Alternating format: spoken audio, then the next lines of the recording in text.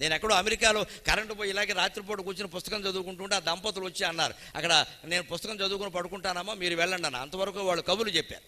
వాళ్ళు వెళ్ళిపోతున్న వాళ్ళు అమెరికాలో ఉన్న వాళ్ళకి మన వాళ్ళకి గొప్ప ఏమిటంటే అమెరికా గొప్పలని చెప్పాలి మన దగ్గర, లేకపోతే మరి గొప్పతనం ఏముంది. అందుకని అవధాన గారు మీరు పడుకునేటప్పుడు లైట్ ఆర్పక్కలేదండి, ఇలా లైట్ ఇలా ఉంటుందన్నమాట, ముట్టుకుంటే ఆరిపోతుందని చెప్పి. ముట్టుకోవడం అంటే లైట్ ముట్టుకోవడం, బల్బ్ ముట్టుకోకూడదు, అది ముట్టుకుంటే మనం ఆరిపోతాం.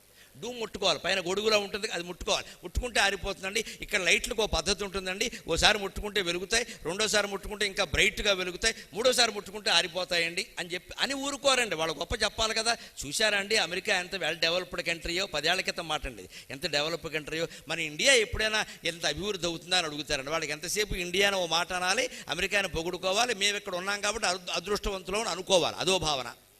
అందుకే నేను వెంటనే నా దేశాన్ని అంటే నేను ఎందుకు ఊరుకుంటా, నేను వివేకానందుడు శిష్యుణ్ణి. అందుకే నేను వెంటనే చమత్కారంగా మన దేశాన్ని, మన మతాన్ని, మన ఆచార